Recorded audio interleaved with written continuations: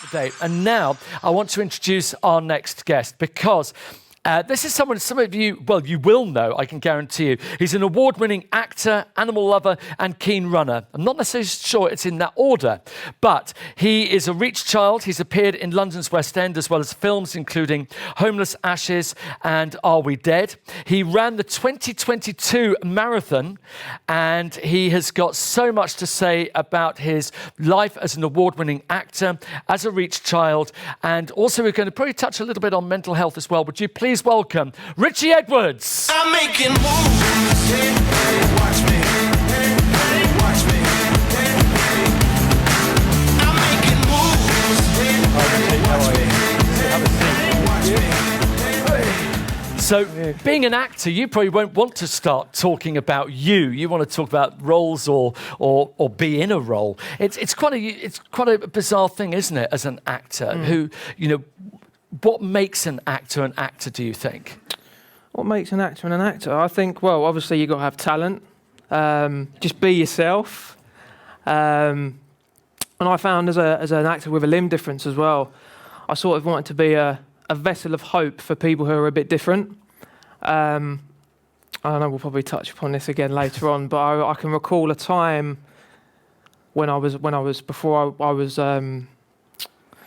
so many of you, it's quite overwhelming right now. I've got all these people looking at me. I am used to it, I swear.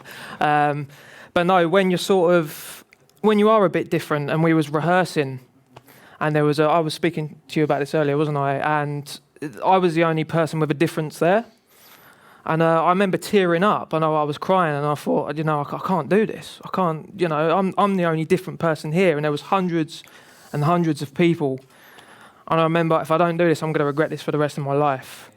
So I think what makes an actor, I think your heart.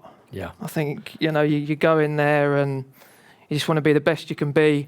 And I knew with my difference, things might not be as easy, but it's just about doing the best you can do, really. So, and one of the things I love about Reach is this celebration of success, of people with difference succeeding in all walks of life. We're going to be talking later on about sport, about music, and of course you with acting. But let's take it back to those early days. And by the way, while I'm asking these questions, if you've got questions in your mind that you would like to ask Richie, please do put them up on Slido, and we will come to them a little bit later on, because we want to make this very much your day and your questions. But you were a Reach child, and you were telling me a lovely tale about your early memories of your first Reach weekend. I think involved Wotsits. Yes, it did. Yeah, me taking all the Wotsits. We were sitting on a table, you know, having lunch, and I thought I would.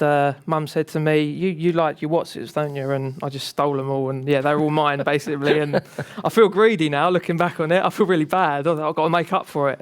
But yeah, no, that was one of the my fond memories of Reach. It was funny. One of the things that's really important, and every Reach family recognises this, that it's parental support, parental guidance and parental help that makes the world of difference to any Reach child. What was it like for you when you started expressing an interest in acting and performing? What kind of support were you getting from your family? They were a mess. They were the ones who actually urged me to sort of go forward, because my confidence was really, really lacking when I was younger. I used to hide my stumpy under a hat, in my pocket, afraid that people would ask me questions, and sort of my parents, and they noticed that, and they thought acting could be a good way to up my confidence, get it up, and basically help me in my life going forward. And I must say acting helped me as an actor with a limb difference. It really, really helped my confidence. And what were those my nan first and my mum? It's my nan and my mum were the first ones that said to me, you know, you should do this. It's really going to help you. And here I am today. And it did. And what was that first step? Where did you initially begin acting? Was it at school? Did you go to Stagecoach, or how did you get into it? I mean, when I was younger, I've always loved films. You know, we all love our films, don't we? But I just showed a real keen interest in movies. I was dressing up as Clint Eastwood, the Terminator, Wolverine. And then I'm so happy that they pushed me to follow that path. I owe my mum and my nan a lot. for doing that for me. So You talked earlier on about how you dealt with your difference, and sometimes you were wanting to hide it, sometimes you were just very happy to talk about it, and that's something I think every Reach parent recognises in their child. Yeah. One of the things that you particularly do is you love to use humour as a Yeah. way of dealing with it, and I think a lot of people are always looking for that resilience, for those coping mechanisms. Give us an idea of some of the ways that you dealt with it. well, it growing might up. make people a bit uncomfortable at first, but I like to go up and break the ice a little bit. And if I'm meeting them for the first time, I go, "You're right, shake my hand, pleased to meet you." And they don't know what to do. Some of them are like, "Yeah, that's funny," but then some of them are like, "Is he taking the mick out of himself?" I'm like, "I'm just trying to, you want to show that humour so they can feel comfortable." And I believe that's another way forward, being light-hearted about it. So yeah, I've got some funny memories of that. But yeah. I'm going to come to the acting in a moment. Yep. Clearly a massive part of your life. But we've got to talk about the 2022 London Marathon. I mean, so many people do it. It just seems like, oh, well, I just did the marathon. But it's not. I mean, give us an idea of the training and what you had to do in the build-up towards that. Because you were telling me earlier on about that actually it had an impact on your acting career during that time. Yes, it did. Yeah, the mental health side of it affected me quite a bit. It wasn't this marathon. It was the one before. I had an audition for a big role in a TV series. It was BBC Two to do with the disability rights movement. Then again, I don't believe, we'll probably touch upon that later on, I don't believe in the word disabled. But it had a massive effect on my mental health. I had a little breakdown because of it. So yeah, there's been lots go on, but it's more positive than negative. And the actual day itself, was it what you imagined it to be? We watched on TV and so on. It's a heck of a long way. It's a long trip. How much training did you do, and what was the day like? Well, I trained throughout the whole year, but then there's an official stage where you start 16 weeks training. You could do over 400 or 500 miles of training. So there is a lot involved, and obviously it takes a toll on your body, your mind. I know you've got to try and see the positives in everything, haven't you?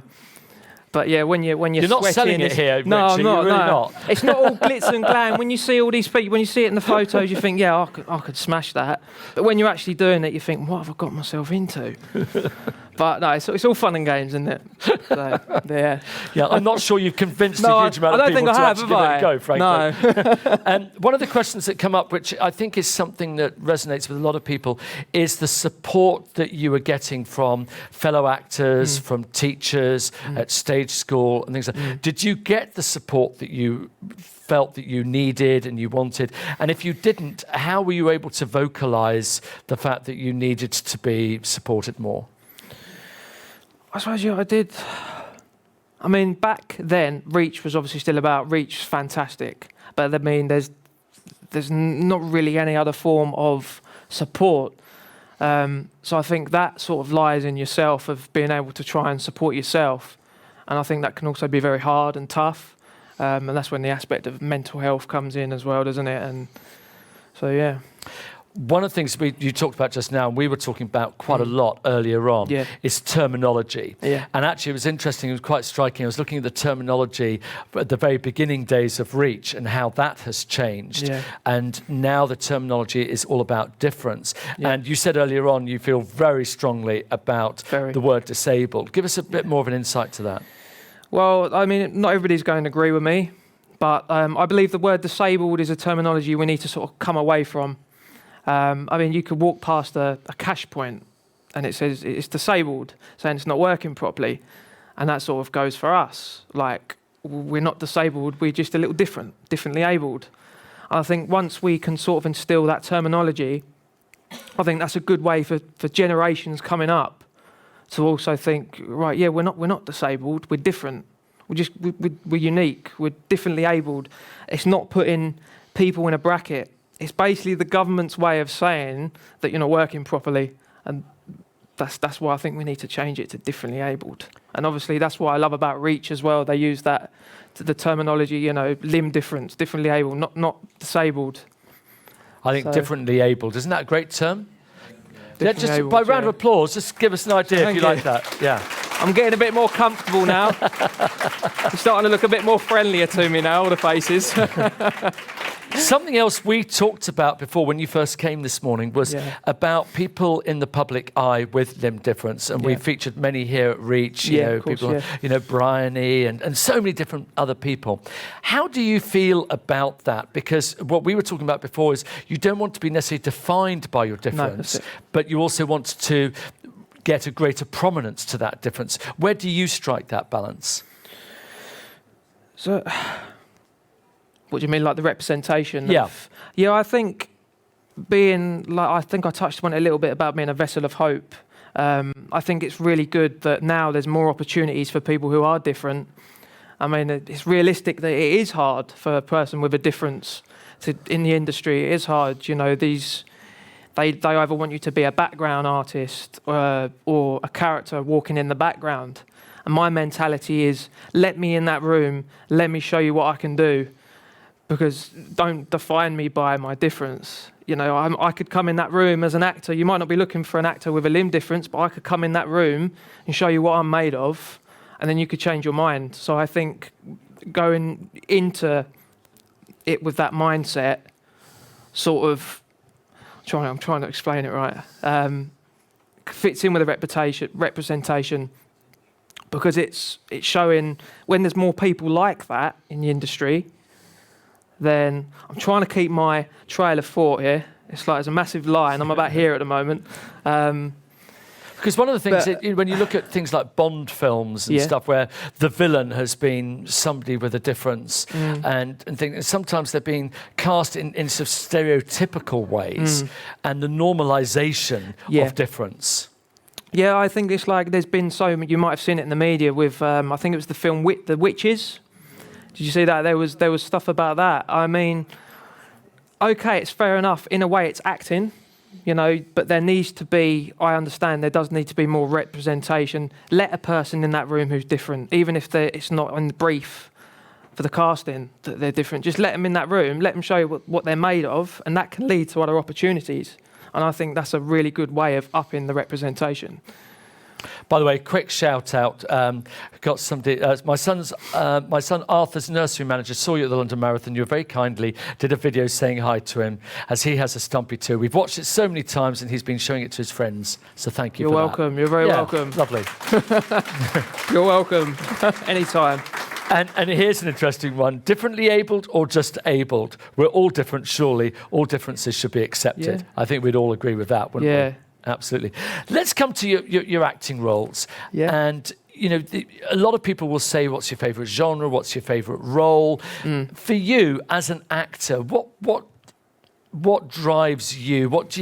Where's the passion, and what would you like to do? Is there a role particularly that you would love to perform? I think what drives me and what's my passion is, obviously I love what I do, but it's also being a vessel of hope for younger generations that are like me with a limb difference, to show that you can do it. You can be here, you can be where I am.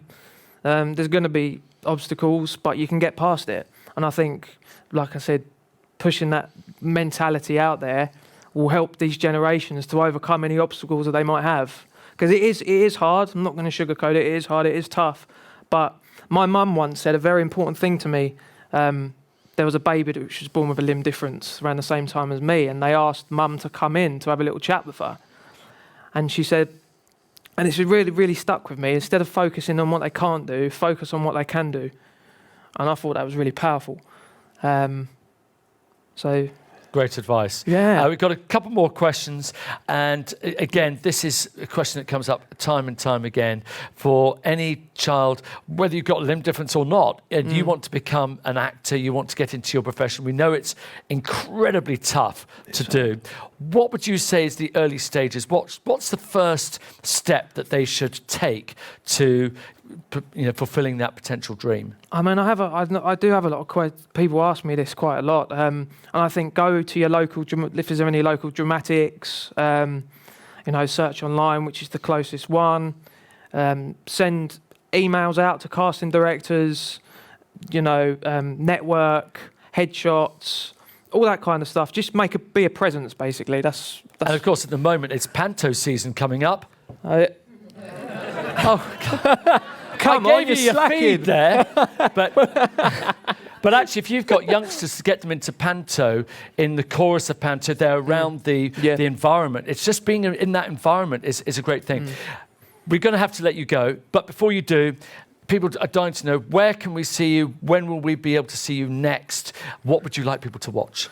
Well, I'm actually in a film called Witch, which comes out soon. I'm hoping this month, hopefully, and it'll be in the cinemas. I'm in a film on Amazon as well called Homeless Ashes. You can see me on that. And Facebook, Twitter, all the usual. And but if you see me about, do come and say hello. I won't bite. And you're sticking around. You've got to go A bit later on, but I'm going to be about halfway through lunch. So if you want to grab him at the early part of lunch, because he isn't going to be around afterwards. But I'm sure you want to join me in thanking him so much for being a fabulous guest, a great role model, and so much more. Richie Edwards. I'm making moves. Watch me.